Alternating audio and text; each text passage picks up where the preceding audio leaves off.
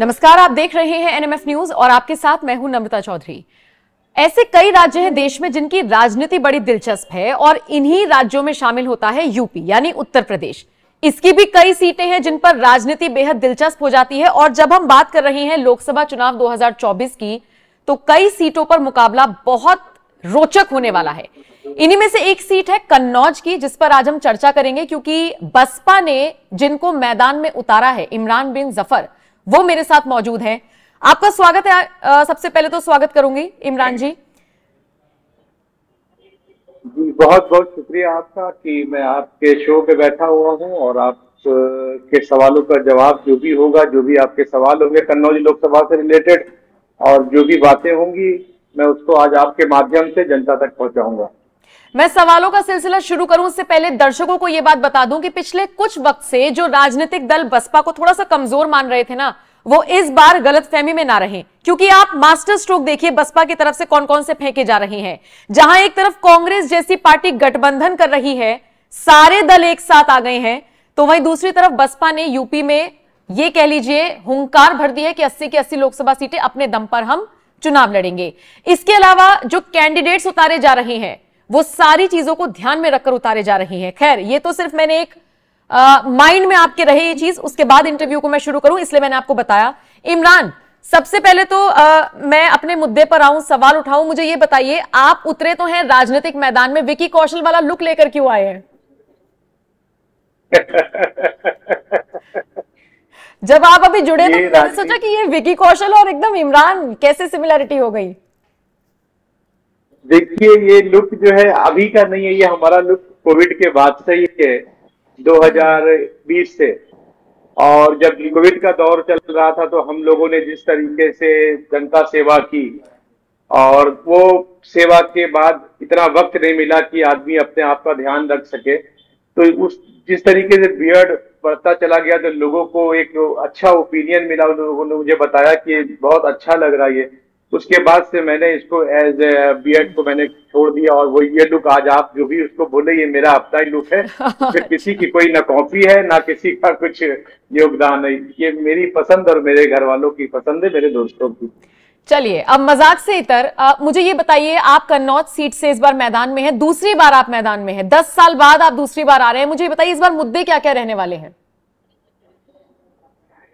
देखिए, 2014 का चुनाव जो था वो जो हमारा था बहुत कम समय का था, 10 दिन का चुनाव था। 4 तारीख को टिकट हुआ, 5 को नॉमिनेशन करना था, 9 तारीख को सिंबल मिला और 23 अप्रैल को पोलिंग थी। तो जो उस टाइम का पीरियड था, उस टाइम के पीरियड में जो भी मैंने कन्नौज को देखा समझा, जो गांव-गांव गया, डोर टू डोर कैंपेनिंग किया, उसी का नतीजा था कि एक मोदी लहर थी और माननीय मुख्यमंत्री अखिलेश यादव जी उस टाइम मुख्यमंत्री थे और डिम्पल यादव जी चुनाव लड़ रही थी।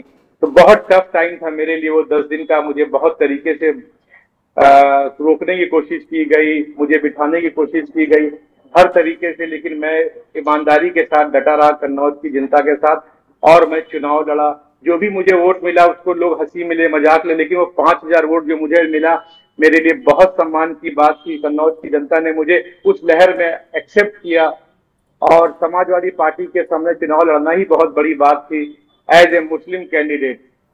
और मेरा तब से कंटिन्यू मैं कन्नौज लोकसभा में बना रहा, 10 साल तक आना जाना रहा। इसी का इनाम मुझे मिला है कि मैं आज बहुजन समाज पार्टी का प्रत्याशी बनकर फिर कन्नौज की जनता के बीच में आया हूं। ठीक है, लेकिन इमरान एक बात बताइए, जनता आपको वोट क्यों दे? क्योंकि अगर 21 साल सपा का राज देखने के बाद उसको उखाड़ फेंका और वहां से बीजेपी को मौका दिया, तो इस बार सुब्रत पाठक कड़ी चुनौती देंगे आपको क्यों जनता वोट दे? आपने कितनी अच्छी बात कही, मैं आपकी बातों को बहुत अप्रिशिएट करूंगा कि कम से कम आप जैसे पत्रकार इस तरीके से सवाल करते हैं। अब जब 21 साल की जनता, 21 साल की गढ़ को, जिसको ये अपना गढ़ बताते थे समाजवादी पार्टी के लोग, इससे हम तो कहते 40 साल जोड़िए, राम मनोहर लोहिया जी से लेके तब से जोड़िए, क्योंकि ये उन्हीं को फॉलो करते थे। मैं तब से समाजवादी पार्टी को मानता हूँ यहाँ पर। जब उसको उखाड़ के फेंक दिया जनता ने और 2019 में भाजपा के युवा सांसद बने यहाँ से, तो 5 साल में जो भाजपा के सांसद ने कन्नौज की जनता के साथ किया है उसका रोष पूरे कन्नौज में है। वो चाहे किसी धर्म जाति के हो, किसी बिरादरी के हो, भाजपा का विरोध चारों तरफ चल रहा है। इनकी झूठ का परपंच जनता ने देख लिया, जान लिया। इसलिए ये कन्नौज 5 साल के सांसद को ही उखाड़ कर फेंक देगी और एक युवा सोच, एक नई सोच, एक सर्व समाज की सोच, एक बहुजन समाज की सोच जो बहन मायावती जी लेकर चल रही है पूरे उत्तर प्रदेश में।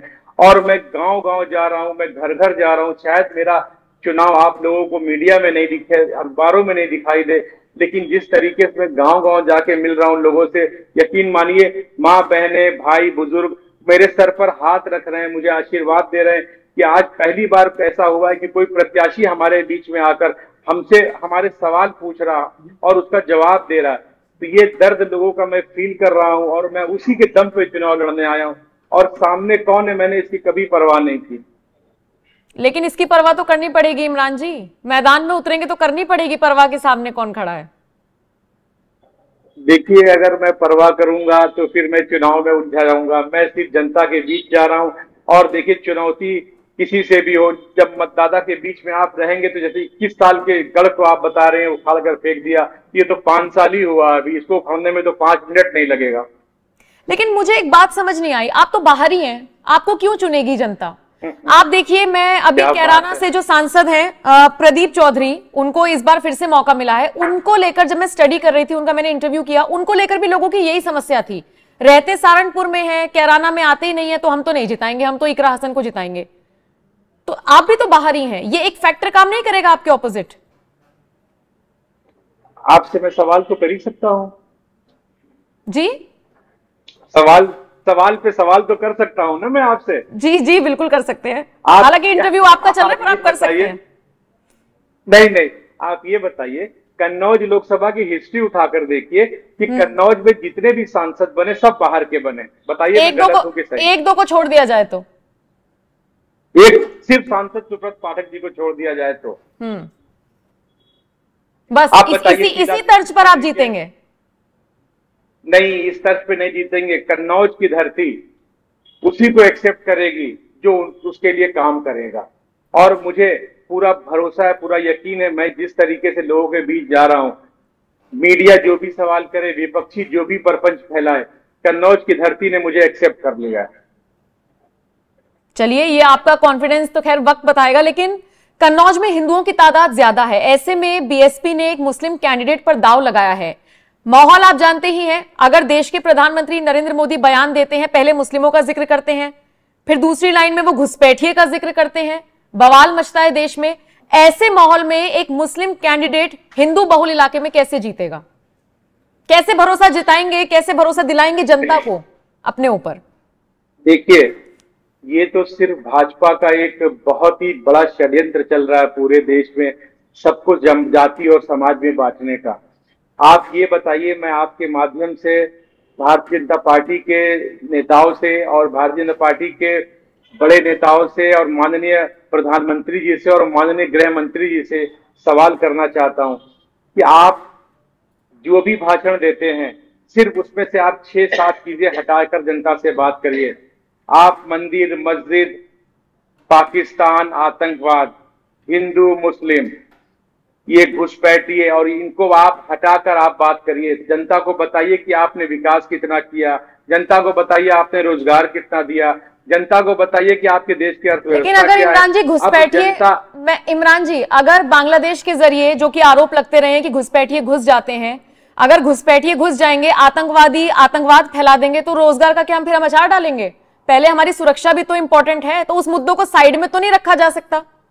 आप सवाल पूछ सकते हैं, लेकिन जी आप ये बताइए कि सरकार किसकी है पिछले 10 सालों में, सवाल किससे होना चाहिए। घुसपैठिए कैसे घुस रहे हैं, बॉर्डर किसके हाथों में है, क्या विपक्ष के हाथों में है बॉर्डर, क्या गठबंधन के सरकार के हाथों में या किसी विपक्ष के हाथों में। सवाल किससे पूछा जाएगा, ये विपक्षी है।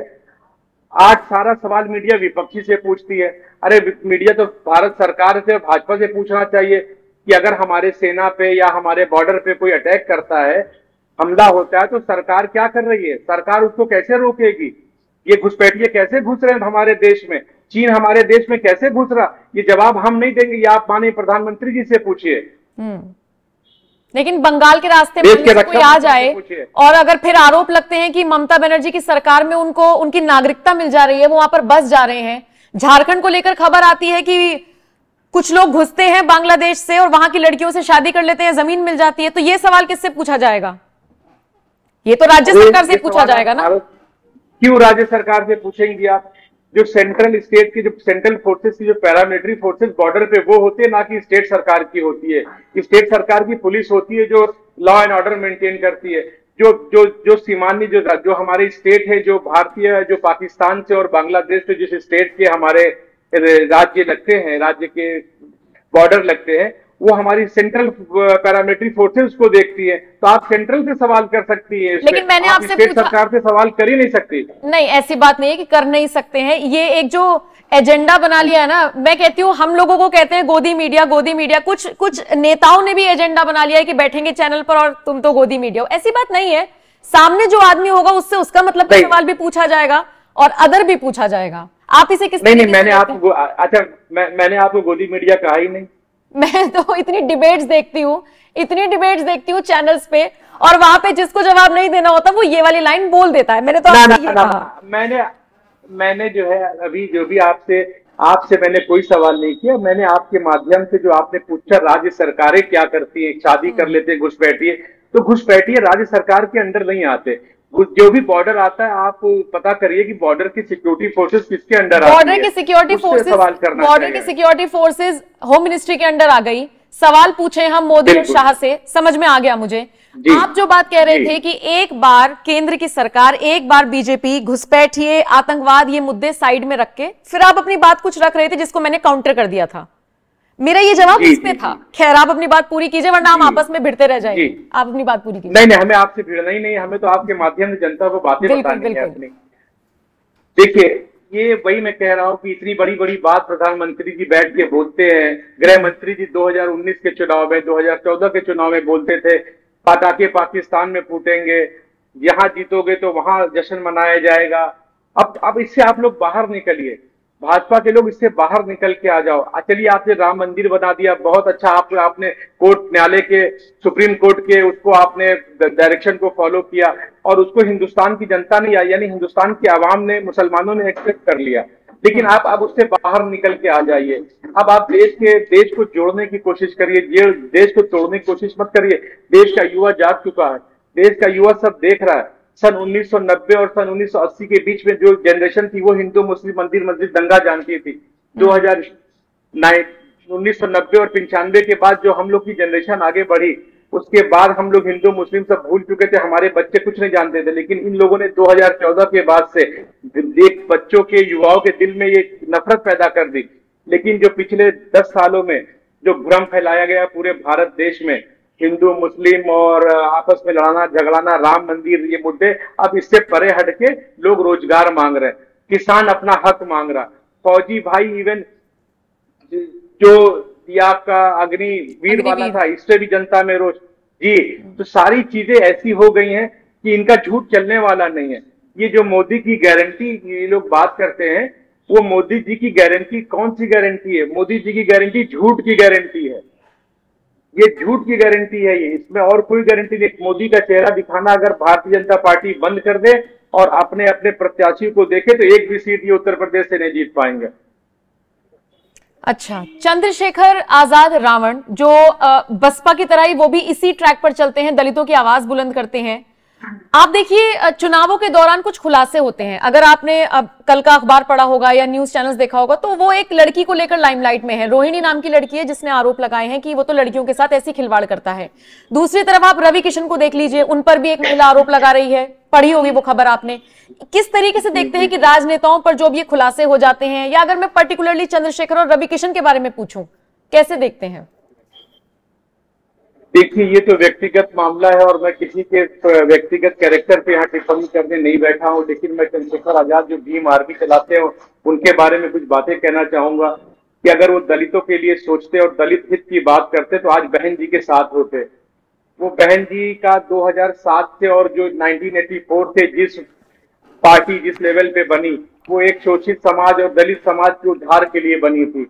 तो चंद्रशेखर जो जी है, ये एक नौजवान युवा को भड़काकर एक गलत ट्रैक पर ले जाना चाहते हैं। वो उनको गुमराह करके बहुजन समाज पार्टी से अलग करके एक नई टीम बनाकर बसपा को कमजोर करना चाहते हैं, लेकिन ऐसा कुछ नहीं होने वाला। बीएसपी पूरी ताकत से चुनाव लड़ रही है और जो मैं देख रहा हूं बहन जी की ताकत, हर मतदाता उनके साथ है।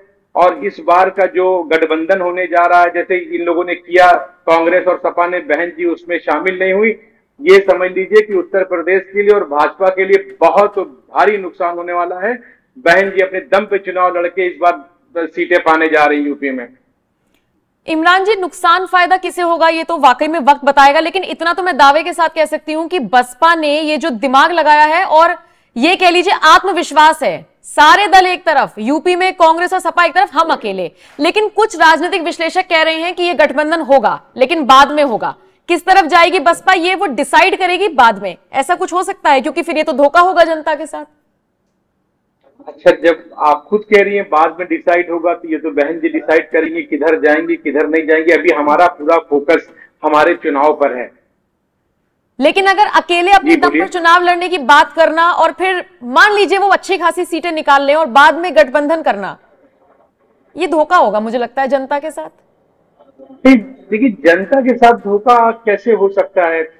जब जनता का सांसद जीत कर आएगा तो जनता के सांसद उसके लिए काम करेगा और डिसीजन क्या होगा ये आगे का कोई नहीं जानता। लेकिन इतना जरूर मैं कहूंगा कि भारतीय जनता पार्टी को पूरे देश में और उत्तर प्रदेश में अगर कोई रोक सकता है तो सिर्फ बहुत सकती है बहन कुमारी मायावती जी रोक सकती है, और कोई नहीं रोक सकता। इस बात को आप नोट कर लीजिए। केजरीवाल नहीं रोक पाएंगे? केजरीवाल के साथ आप जुड़े नहीं हैं। अच्छा, मुझे वो एक्सपीरियंस बताइए। आप आम आदमी पार्टी के साथ जुड़े रहे, फिर आप उनसे अलग हो गए, कितना टाइम हो गया आपको अलग हुए, और उस स्थिति में और मौजूदा स्थिति में केजरीवाल जैसे फंसे हुए हैं, किस तरीके से देख रहे हैं उसको? अच्छा देखिए, मैं बहुत सिंपल से आप बताऊंगा। 2014 में मैंने पार्टी की नीतियों को रखते हुए चुनाव लड़ा था और उनका आदेश हुआ कि आप कन्नौज से चुनाव लड़िए। तो हम कन्नौज में आनंद फानंद में आ गए। पार्टी की मैंने बात मानी और मैं अपने दम पर चुनाव लड़ा। कोई संगठन नहीं था, पार्टी की तरफ से कोई हेल्प नहीं थी, कोई बड़ा नेता नहीं आया था। वो लोग अपने दिल्ली में लगे थे, लेकिन मैं एक मुख्यमंत्री के खिलाफ चुनाव लड़ रहा था और एक मुस्लिम कैंडिडेट होकर चुनाव लड़ रहा था। मेरे लिए पर्चा खारिज होने की भी खबरें चली, सारी चीजें नोटिस आया, सब कुछ। मैंने उसको फौरन उसकी त्रुटियों को ठीक करके फिर मैंने एक्सेप्ट कराया था पर्चा। 9 तारीख को सिंबल मिला, 9 अप्रैल को। 23 अप्रैल की पोलिंग थी। तो मैं जो ईमानदारी से चुनाव लड़ा, मैंने अखिलेश यादव जी के खिलाफ मोर्चा खोला, चुनाव लड़ा। मुझे खरीद नहीं पाया गया, बिठा नहीं पाया गया, डरा नहीं पाया गया, धमका नहीं पाया गया और मैं आखिरी दम तक चुनाव लड़ा। वोट भले मुझे 5000 मिले, मैं उससे संतुष्ट हूँ। दुनिया हंसे चाहे दुनिया उस पर ढपली बजाए, मुझे 5000 जनता ने वोट दिया है। मैं 2 जीरो बढ़ा लूंगा इस 2010 में। 2 जीरो बढ़ाने हैं मुझे सिर्फ, और वो 5 लाख प्लस हो जाएगा, आप देखना। उसके बाद देखिए 2014 के बाद ये चुनाव नहीं लड़े, 2017 में, फिर 2019 में चुनाव नहीं लड़े, 2022 में चुनाव नहीं लड़े। ये सिर्फ अपने कुछ चंद नेताओं के लिए ये पार्टी चलाते हैं। उसमें मैंने इनसे बहुत से सवाल किए, संजय सिंह से, कि आप इतने एमपी बनाते हो, उसमें एक मुस्लिम को एमपी क्यों नहीं बनाते आप? भाई 2-2 एमपी जो आपने गुप्ता समाज के बना दिए, किस बिहार पे बना दिया? आपको हर समाज को सोचना चाहिए था, भाई हम अपने समाज का नेतृत्व कर रहे हैं तो हमसे समाज सवाल पूछता है। फिर पंजाब में सरकार बनी, उसमें भी आपने किसी को सांसद नहीं बनाया और चुनाव आप लड़ नहीं रहे। और जब 2024 आई तो जिस अखिलेश यादव जी के खिलाफ मुझे चुनाव लड़ाया, आप उनकी गोद में जाकर बैठ गए। जिस कांग्रेस को आप भ्रष्टाचारी कहते थे, जिस समाजवादी पार्टी को परिवारवाद और भ्रष्टाचार के खिलाफ मुझको चुनाव लड़ाया, आज आप उनसे हाथ मिला लिए और आपकी सारी नीतियां, सारी चीजें सामने आ रही हैं। तो आपके सारे नेता जेल जा रहे हैं और जेल जाने के बाद आप ऐसा बिहेव कर रहे हो जैसे आप चंद्रशेखर आजाद हो, देश की आजादी में जेल जा रहे हो। आप किस कृत्य में जेल जा रहे हो, आप उस पर गौर करो। इमरान जी, बड़ी असमंजस की स्थिति है केजरीवाल के सामने। जो भी उनका साथ छोड़ते हैं बड़ी इसी तरीके की बातें करते हैं। वो कट्टर ईमानदार नेता खुद को कहते हैं, लेकिन उनसे जितने भी लोग अलग हुए हैं, आप यही हाल कांग्रेस का है। कांग्रेस से जितने भी लोग टूटते जा रहे हैं, उनका साथ छोड़ते जा रहे हैं, बड़े अजीब अजीब खुलासे करते हैं और जो वाकई में बहुत हैरान करता है कि पार्टी के अंदर इतनी सारी चीजें चल रही होती हैं, सामने ही नहीं आ पाती। जी, कन्नौज की जनता जिस तरीके से 2 तारीख से एक पूरे कन्नौज के प्रवक्ता, समाजवादी पार्टी के नेता, इवन राष्ट्रीय अध्यक्ष अखिलेश यादव जी, पूरी दावा कर रहे थे कि आपका भाई मतलब स्वयं लड़ेंगे, पूरी ताकत से चुनाव लड़ेंगे, उनका गढ़ है, उनका परिवार है। लेकिन मैं ये बात बहुत दिनों से कह रहा हूं, जिस दिन से आया हूं, ये कोई मैं बहुत बड़ी बात नहीं बोल रहा हूं। ये हम अपने ताकत, अपने अपने जो कौम है, जो आवाम है, उसकी ताकत का एहसास होना चाहिए कि आप एक कदम आगे बढ़ गए हो, देखो कैसे विरोधी दल 10 कदम पीछे हट गए। आप अपनी ताकत को पहचानिए। एक अकेला भाई, आपका अकेला बेटा अगर चुनावी ताल ठोक दिया है तो उस वोट बैंक से इतना खतरा हो गया इनको कि अपना टिकट नहीं डिक्लेयर कर पा रहे, क्योंकि इन्होंने समाज के लिए कुछ किया नहीं है। उत्तर प्रदेश के मुसलमानों का इतना बुरा हाल हो गया है आज की तारीख में, और 2012 से 2017 में जो इनकी सरकार ने किया, चंद नेताओं को छोड़कर उनसे ऐसे ऐसे कृत्य करवा दिए कि आज उनके वजह से आज वो जेल में जा रहे हैं और समाजवादी पार्टी के राष्ट्रीय अध्यक्ष आवाज उठाने वाले नहीं है। आपको मैं बहुत नाम गिना सकता हूँ इस चैनल पे बैठ के, जो समाजवादी पार्टी के मुस्लिम लीडर जेलों में, कोई बोलने वाला नहीं है उनके फेवर में, धरना प्रदर्शन नहीं है, सिर्फ हमारा वोट चाहिए। आप जाली और टोपी से आपको नफरत हो गई है। आप जो है मैनिफेस्टो में फोटो लगाते हो तो क्या आपके पार्टी का कोई मुस्लिम चेहरा ऐसा नहीं जो आपके मैनिफेस्टो में बैठ सके? प्रेस कॉन्फ्रेंस आप करते हो तो कोई मुसलमान आपके बगल में बैठ नहीं सकता? आपको सिर्फ मुसलमानों का वोट चाहिए? आप कन्नौज में आकर कहते हो कि आप, पत्रकार भाइयों ने पूछा कि आप अपनी प्रत्याशी कब घोषित करेंगे? 2 अप्रैल को।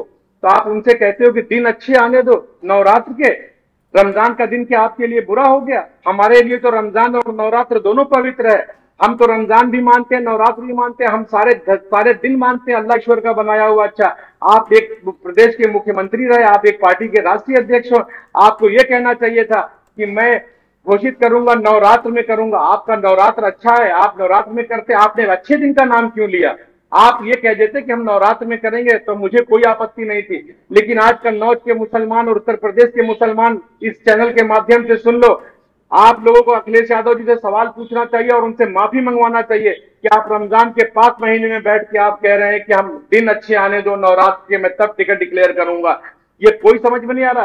क्या यूपी का मुसलमान, हिंदुस्तान का मुसलमान ये समझ नहीं रहा है कि इनडायरेक्टली उन्होंने क्या कह दिया है? इसका मतलब कि रमजान महीना उनके लिए अच्छा नहीं है, पवित्र नहीं है, इसलिए उन्होंने ये बात बोली कि हम नवरात्र में किस वोट बैंक को वो खरीदना और किस वोट बैंक को वो देना चाहते हैं कि मुसलमान तो उनके साथ ही हर हाल में, चाहे वो कुछ भी करे।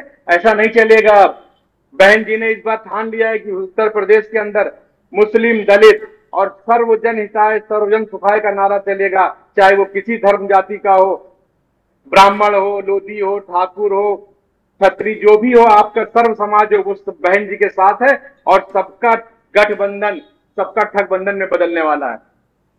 इमरान जी, मुझे ज्यादा तो नहीं पता, लेकिन जो जमीनी स्तर पर सर्वे कराए जा रहे हैं या फिर जितना मैं ग्राउंड जीरो पर गई हूं, मैंने एक चीज देखी है कि यूपी का मुसलमान जो है वो समाजवादी पार्टी से छिटका तो है। अच्छा, बीजेपी की तरफ उसका रुझान है नहीं, बसपा को उसका फायदा होता हुआ नजर आ रहा है। ये ग्राउंड जीरो पर मुझे थोड़ा बहुत महसूस हुआ है। बाकी किस्मत का भी खेल होता है राजनीति में। उम्मीद करते हैं कि आप जिस तरीके से हुंकार भर रहे हैं जीते। बहुत बहुत शुभकामनाएं आपको, और बाकी शुक्रिया आप मेरे साथ जुड़े, आपने अपना वक्त दिया। उम्मीद करेंगे अगर आप जीतते हैं सांसदी का चुनाव तो ऐसे ही हमें इंटरव्यू देंगे। बिल्कुल, बहुत बहुत शुक्रिया, थैंक यू वेरी मच। शुक्रिया जी, बहुत बहुत शुक्रिया। बिल्कुल। और जितने भी दर्शकों ने इस इंटरव्यू को देखा, बताइए इमरान बिन जफर की ये बातें, ये चैलेंज आपको कैसा लगा, और क्या आपको लगता है कन्नौज की जनता इस बार फिर से अपने इतिहास को दोहराएगी, यानी कि उखाड़ फेंकेगी इस बार बीजेपी को? कमेंट करके जरूर बताइएगा। नमस्कार।